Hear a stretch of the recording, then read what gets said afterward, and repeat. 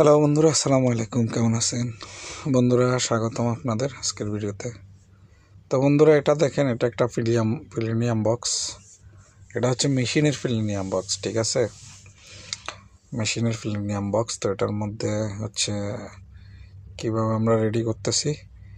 প্রথমত লাইনার করা হয়েছে, ভিতরে লাইনার করা হয়েছে আর পট্টি মারা হয়েছে। আপনারা দেখছেন জেড পট্টি যে এভাবে লাগানো হয়।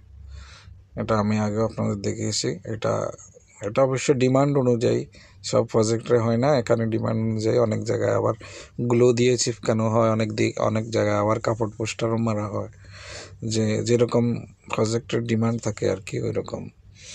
তো এখানে একটা লাগানো আছে, দেখেন, আমি আপনাদের দেখাচ্ছি। যে সেম এই সিস্টেমে ওটাও লাগবে এরকম মেশিনের সাথে। এই যে মেশিন টাইপ সিউটা আছে এখানে, এভাবে ফিটিং হবে। ওই যে দিকটা আমরা ফ্রেম লাগাইছি ওই দিকটা কানেক্টর আসবে মেশিনের সাথে, এরপরে লেগে এইভাবে লাগবে। সেম মেশিন এরকম, এই মেশিনটা যেরকম লাগা হয়েছে ওইটাও সেম মেশিন, এভাবে লাগানো হবে।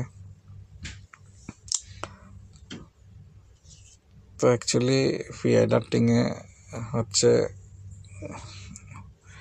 কাম একটু একেবারে দেখে শুনে করতে হয়, কারণ পিআই ডার্টিংটা হচ্ছে এমন একটা ডার্টিং, এটা হচ্ছে একবার কাটসিট হলে, নষ্ট হয়ে গেলে এটাকে আর কিছু করা যায় না, সমস্যা। যে ডার্টিং হচ্ছে অনেক সময় মেরে মুড়ে করা যায়, কিন্তু পিআই ডার্টিংয়ে তাও করা যায় না। এই জন্যই যা করার বারবার মেজারমেন্ট নিয়ে মাপে একদম শিওর হয়ে একরুট হয়ে করাটা উচিত।